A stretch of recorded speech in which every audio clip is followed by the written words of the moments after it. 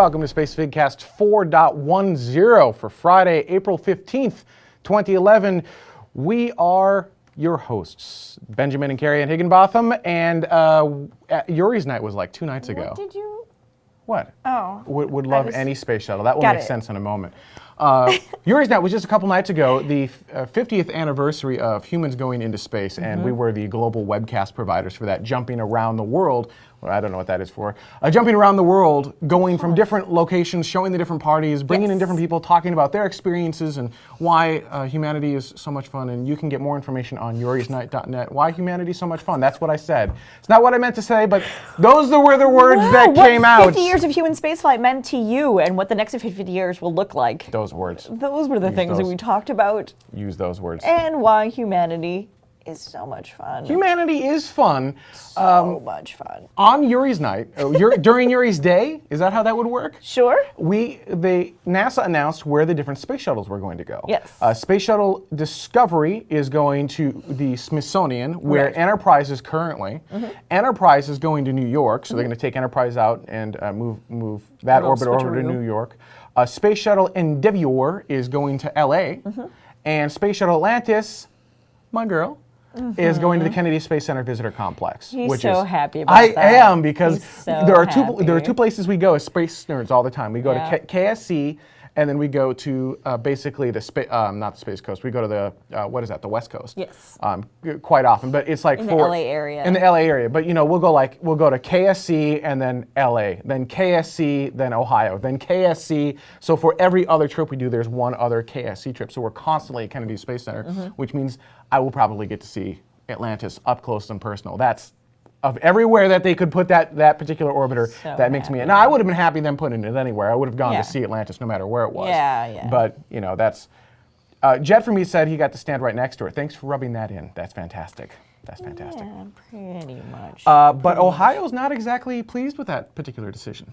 No, and I. Ohio. Oh, well, I can kind of understand. I mean, even on Ohio's quarter, you know how they did the state quarters? Even on Ohio's quarter, there's a little spaceman.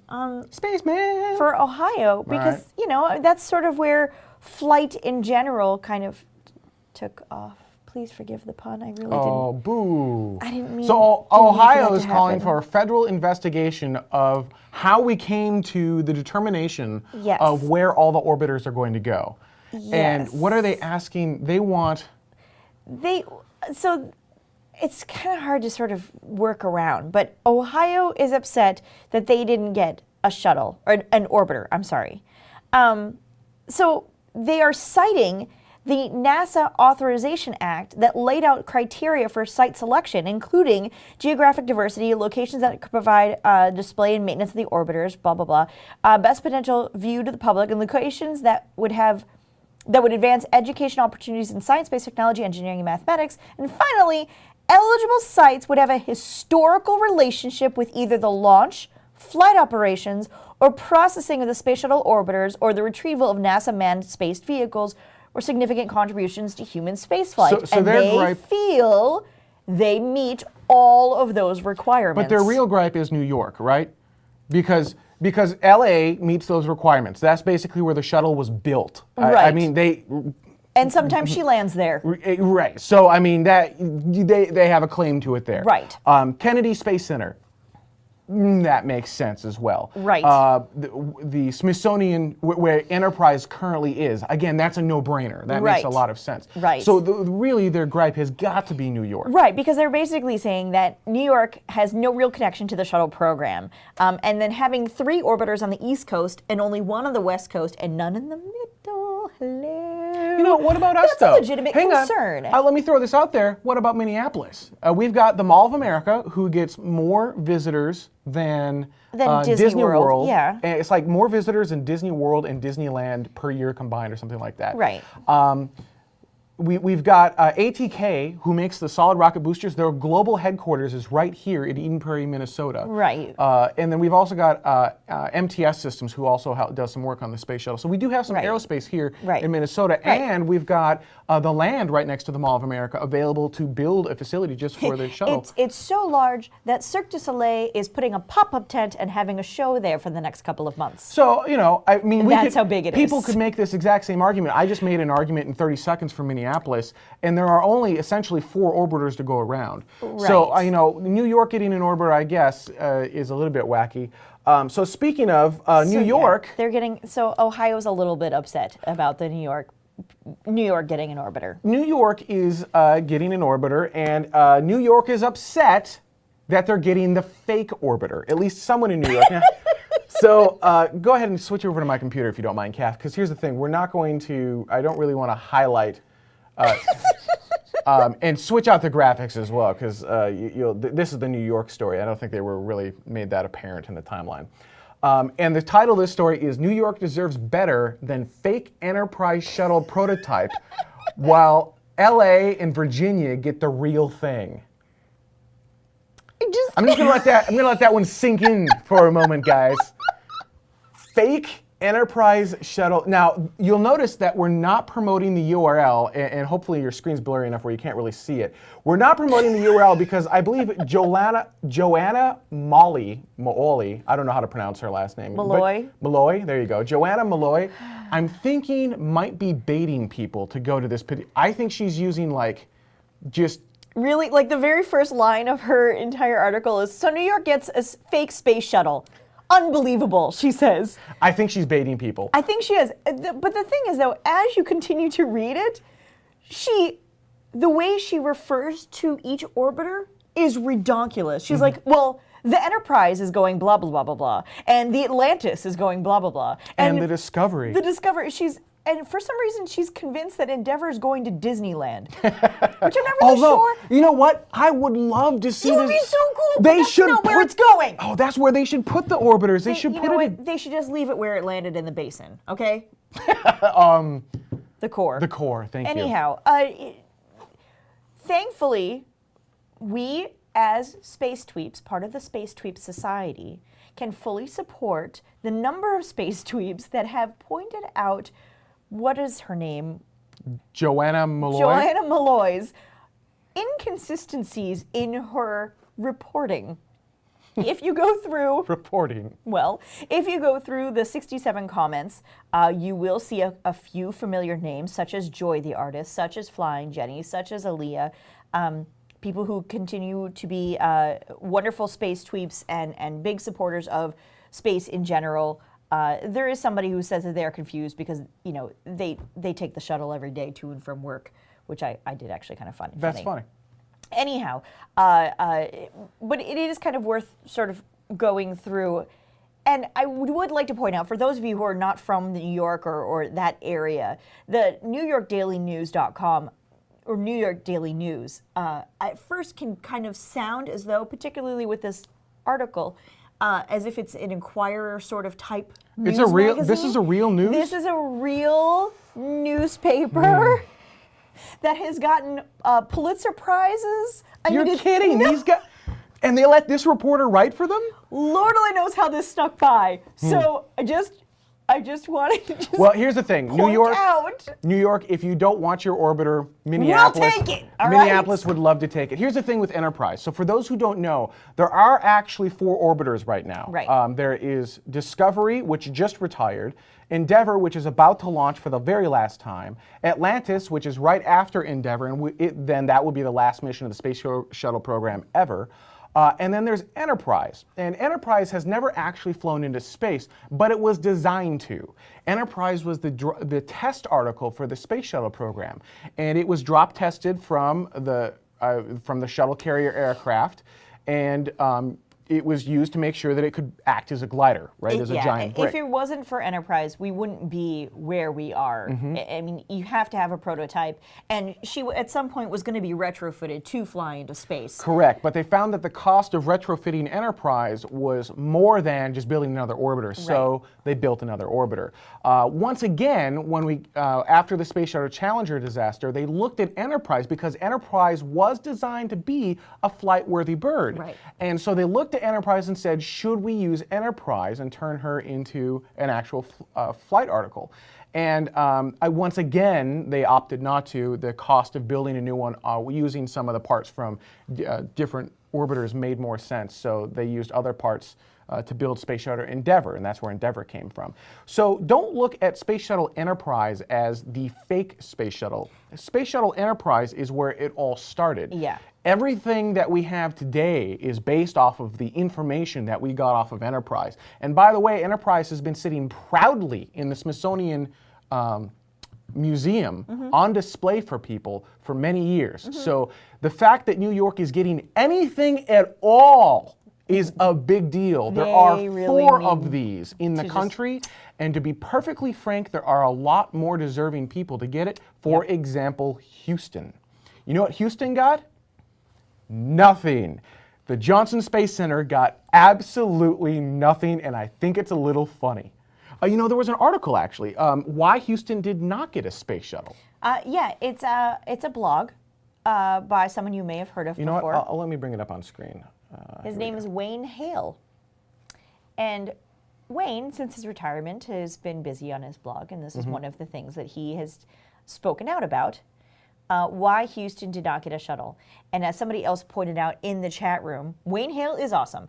I don't think I have a banner for it, so it's waynehale.wordpress.com. Yeah. And that's in our wiki article, so I'll make sure that that's in our show notes as well. He says anything worthwhile is worth fighting for. And he feels as though Houston is sort of blasé about the shuttles in general. And Houston and Texas have kind of come to regard NASA and JSC as entitlements. And how unfortunate that really, really is.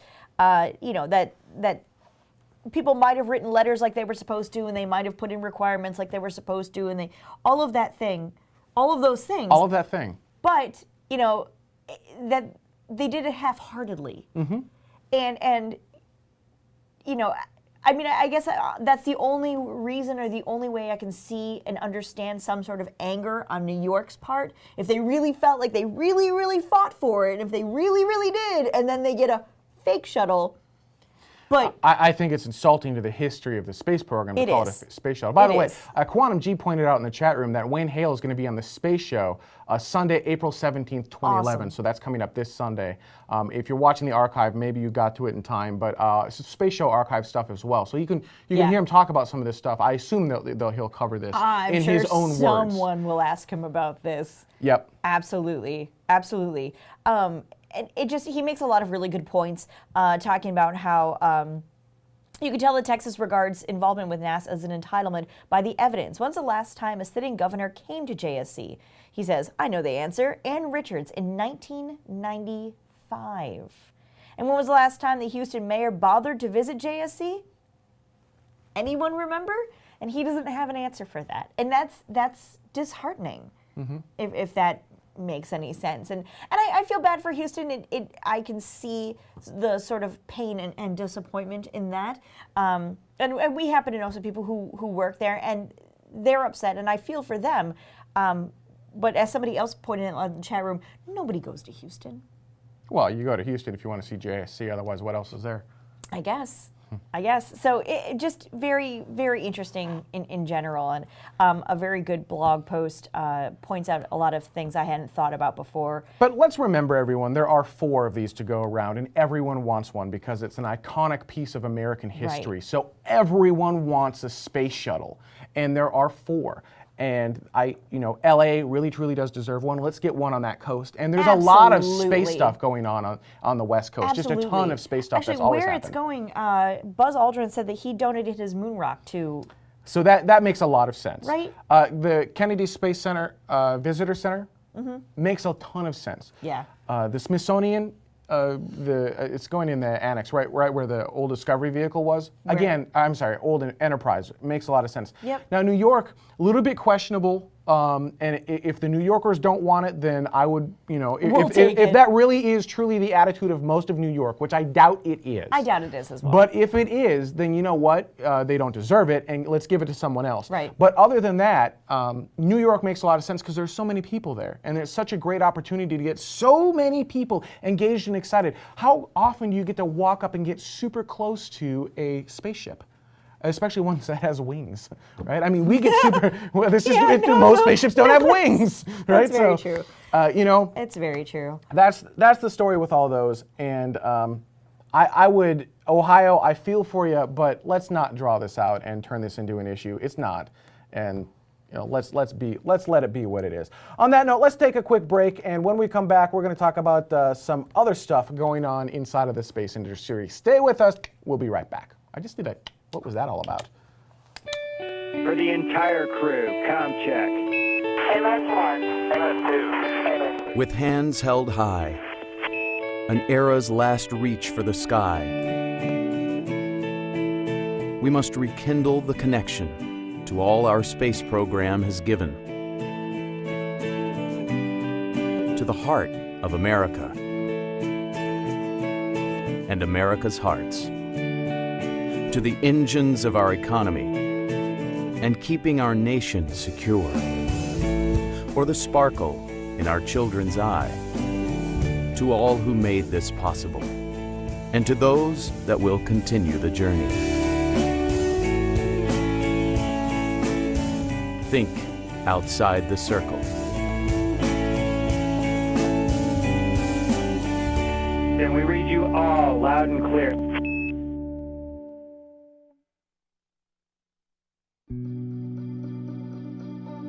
Mars spins at a different rate than Earth, a 24-hour, 39-minute. When you work on Mars, you have to work on Mars time.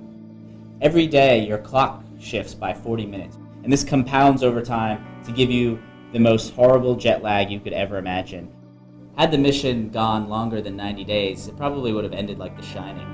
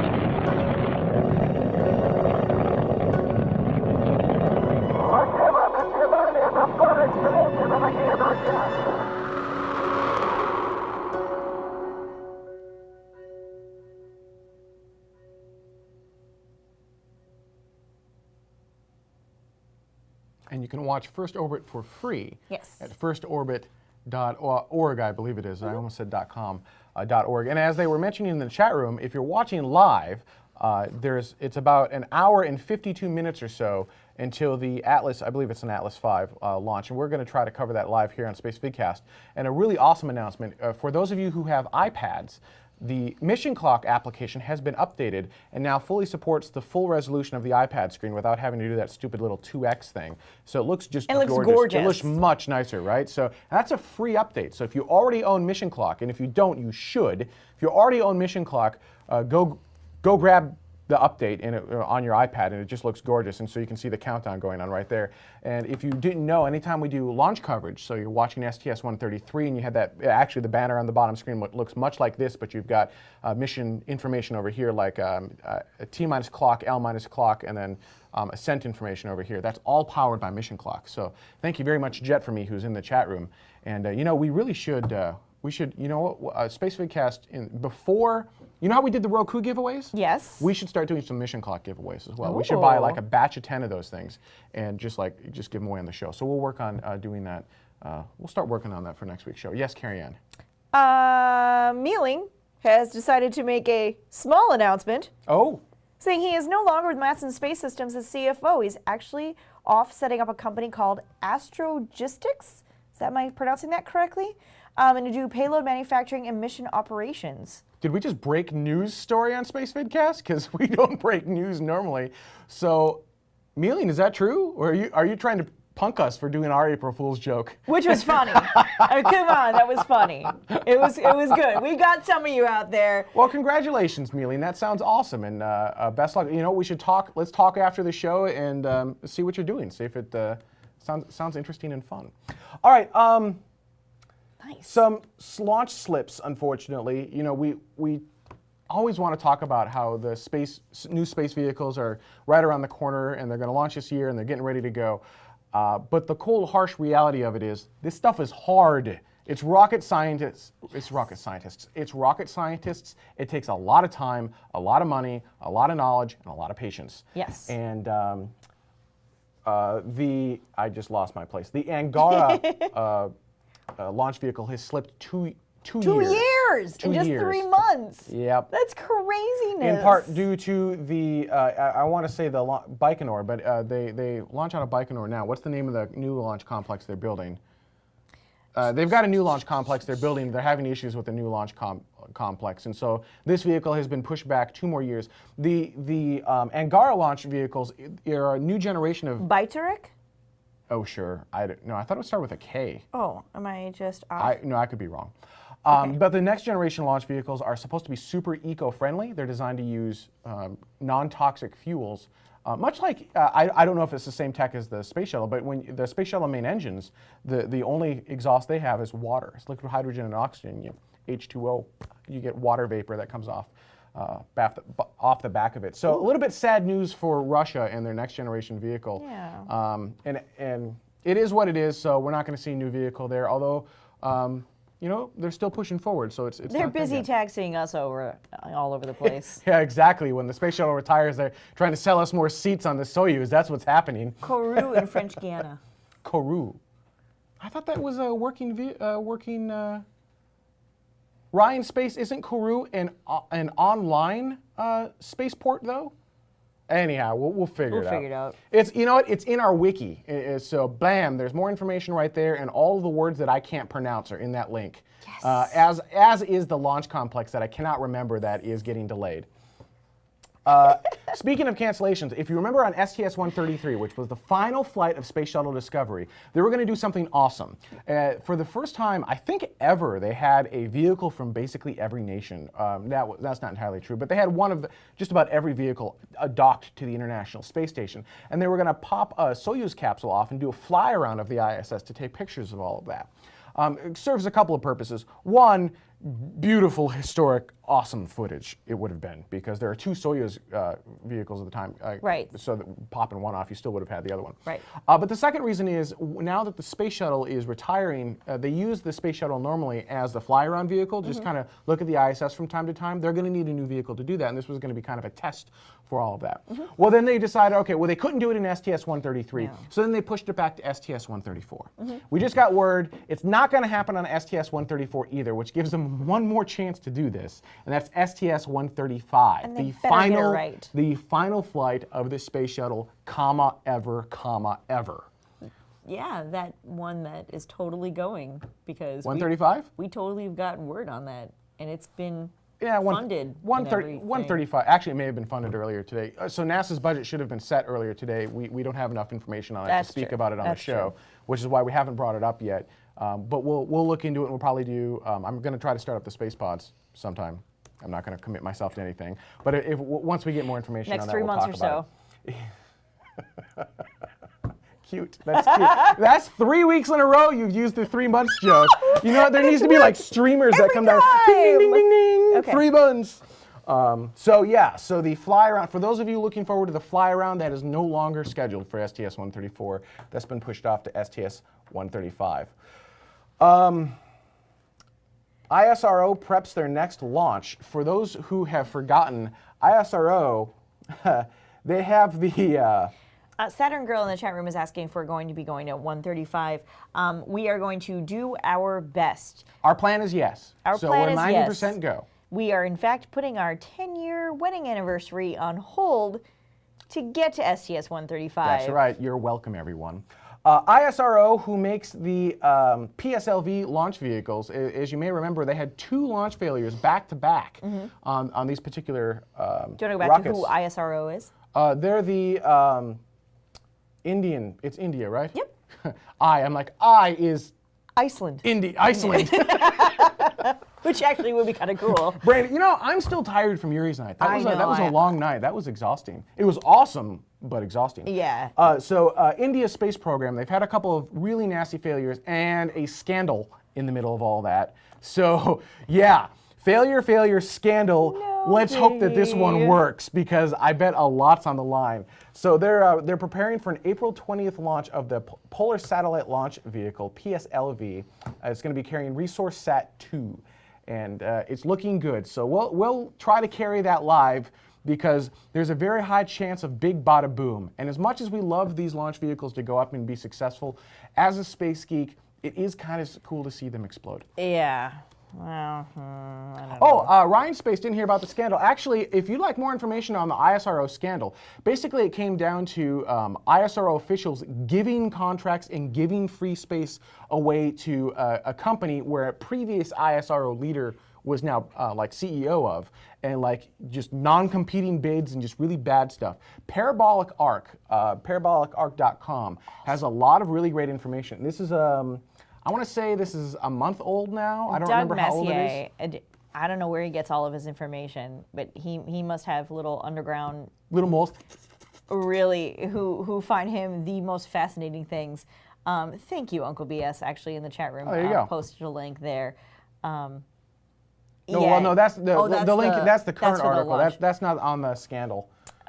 But yeah, no, you can hit up Parabolic Arc and probably even just search for it, and it'll pop up there.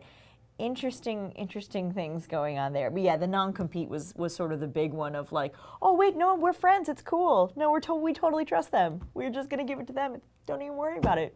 Yeah. We got this covered. So big scandal. A little scary things. Yeah, you can read going all on about there. it there. It's it is what it is. Yeah. You know, let's end this on a happy note, and I just kind of want to show you. Well, it's happy and.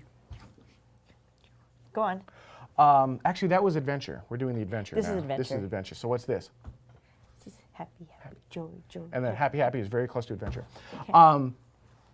NASA is starting up their Inspires program. Yes. So why don't you talk about Inspires for a moment? Okay. Oh, you don't know about Inspires? I'm not as familiar with Inspires as you had hoped I was, apparently. All right, so Inspires is a program that NASA's starting where students and their parents will be able to participate in just some pretty cool stuff. So Inspires stands for Interdisciplinary No. Here's how this worked. They did exactly what we did with Epic. They came up with Inspires, and they said, all right, now we want to turn this into an acronym. What words can we apply to each letter? And that's how this came about. Tell me I'm wrong. Tell them what it stands for. Interdisciplinary National Science Program Incorporating Research Experience. No, they came up with Students Inspires, or then tried to something. figure out what I'm not really they sure. came up with Inspires, then tried to figure out what it meant after the fact. Well, Oh, Chris Radcliffe, a backronym. That's exactly what it is. It Absolutely. is kind of a backronym. Some of the best bacronyms. All right, are so out blah, there. blah, blah. Here's the really cool part. Students are selected for the program will have the option to compete for unique, grade-appropriate experiences during the summer of 2012 at NASA facilities At NASA facilities! and participating universities. The summer experience provides students with a hands-on opportunity to investigate education and careers in the STEM disciplines. So basically, you get to go to NASA places and do cool stuff. Now, that's cool. high school students. Just want to be really clear about that. It's high school students. So, But I want to show you guys a clip of what I think is really, really cool and really inspiring and gets people engaged. It has nothing to do with space. you just blow up a rocket. Everybody knows. That too. If NASA and other space geeks can pull this off in a space-related field, right? Yes. Right? All right, I'm just going to stop talking about it. Watch this clip and be amazed. This is not CGI. This is not, you'll figure out how he did it. So cool, though. It was real. They were really interacting with kids exactly as you saw. You'll figure out how they were doing it in a Really quickly. but think about being a tiny little child. And oh this no, they had happening. adults screaming at this. Go ahead, go play the clip.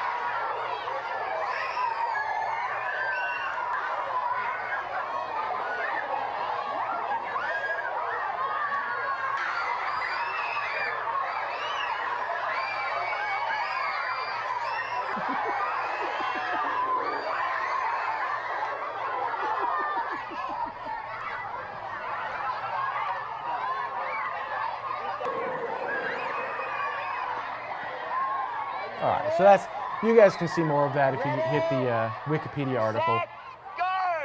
Go! The running. Applause, boys and girls! So it's actually not Disney, Eeyore. This is a traveling production in Australia, and like a play, not a play, but that kind of thing. And that was one of the sort of the baby dinosaurs. Now, hang on.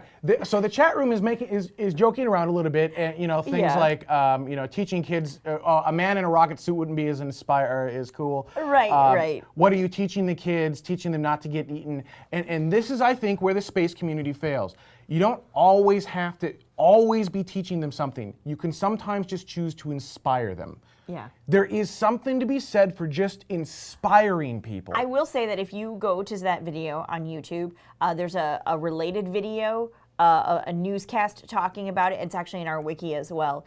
And they talk to the children afterwards.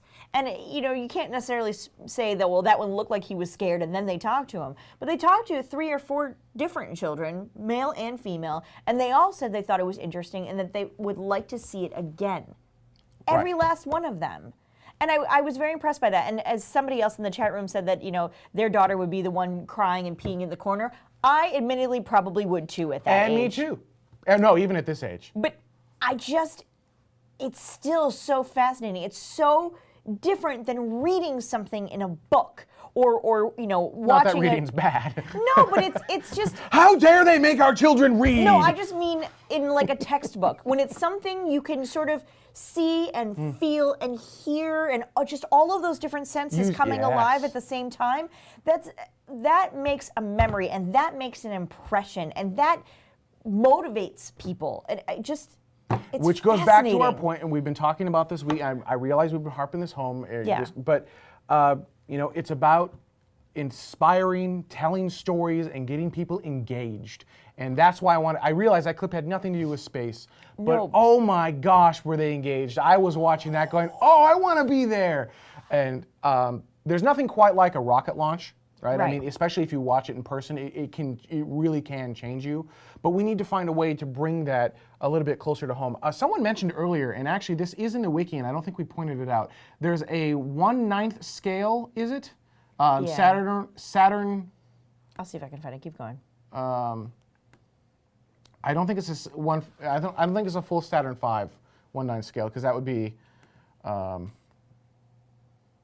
Anyhow, there are a couple of model rocket launches. Yeah, 1/9 scale Saturn 1B. Saturn 1B. All right. So that makes a lot more sense. Because that would be very, very large. Yeah. 1/9 scale Saturn, although that's still going to be pretty big. Pretty big.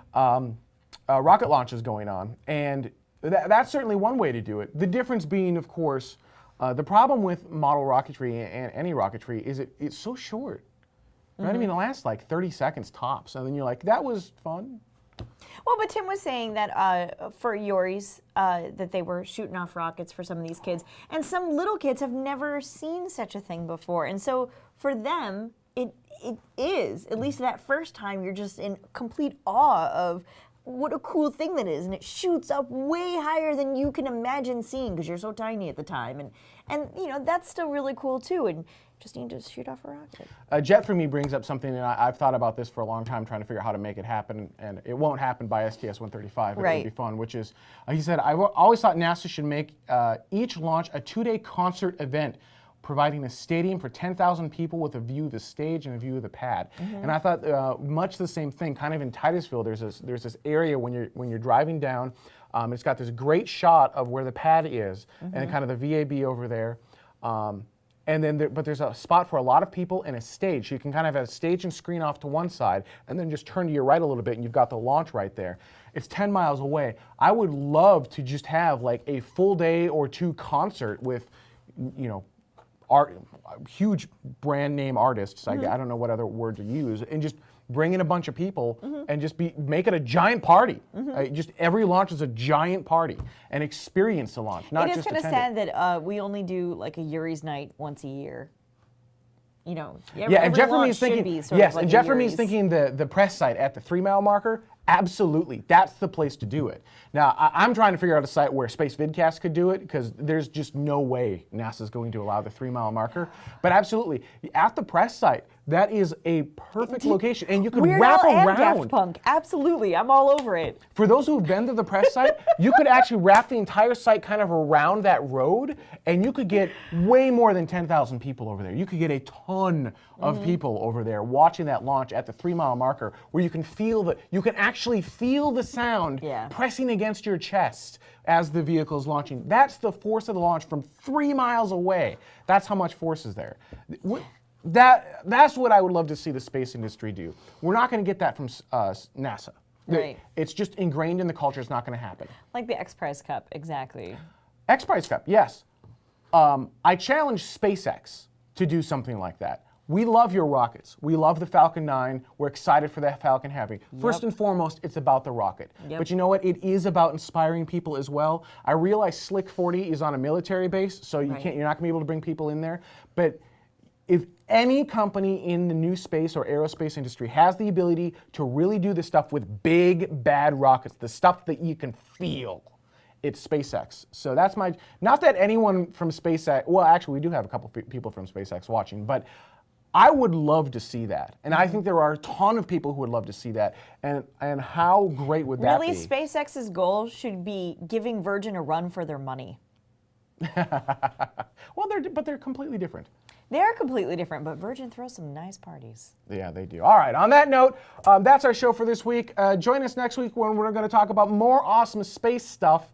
And I think we've got even more Yuri's announcements next week. Yeah, because all of the contests closed tonight. Is that our last show? Next week, I believe, is our... Oh, yeah, next week is our last show before the launch of Space Shuttle Endeavour, the final launch of OV-105, the last shuttle ever built.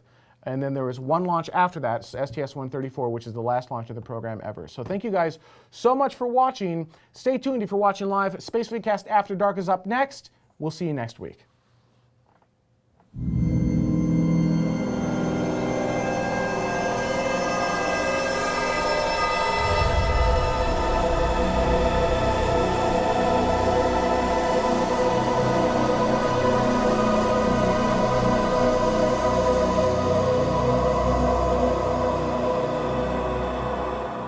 Yuri's night was like 2 nights ago. What did you? What? Oh. Would love was- any space shuttle. That will Got make it. sense in a moment. Yuri's night was just a couple nights ago, the 50th anniversary of humans going into space, and we were the global webcast providers for that, jumping around the world. Well, I don't know what that is for. Jumping around the world, going from different locations, showing the different parties, bringing in different people, talking about their experiences and why humanity is so much fun. And you can get more information on yurisnight.net. Why humanity is so much fun. That's what I said. It's not what I meant to say, but those were the words that came out. What 50 years of human spaceflight meant to you and what the next 50 years will look like. Those words. Those were the things that those. we talked about. Use those words. And why humanity is so much fun. Humanity is fun. So much fun. On Yuri's night, during Yuri's day, is that how that would work? Sure. NASA announced where the different space shuttles were going to go. Yes. Space Shuttle Discovery is going to the Smithsonian, where Right. Enterprise is currently. Enterprise is going to New York, so they're going to take Enterprise out and move that Little orbit over to switcheroo. New York. Space Shuttle Endeavour is going to LA, and Space Shuttle Atlantis.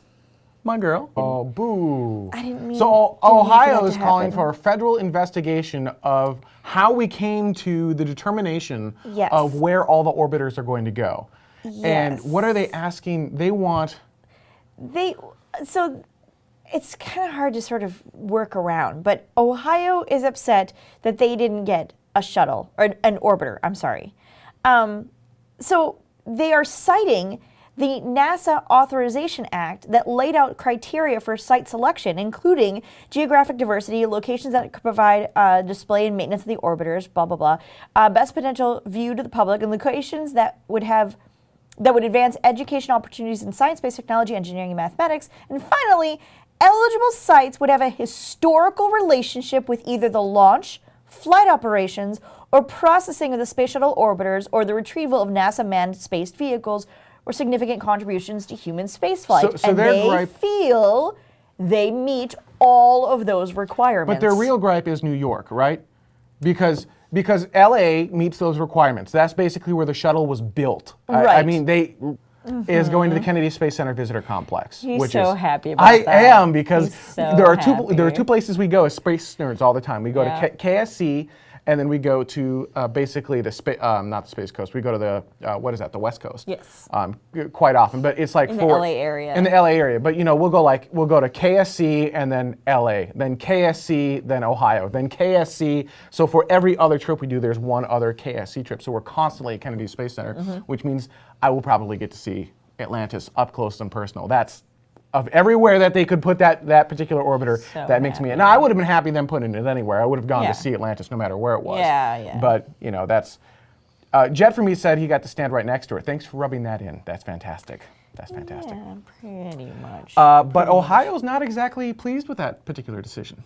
No, and I. Ohio. Oh, well, I can kind of understand. I mean, even on Ohio's quarter, how they did the state quarters, even on Ohio's quarter, there's a little spaceman Spaceman. for Ohio because, that's sort of where flight in general kind of took off. Please forgive the pun. I really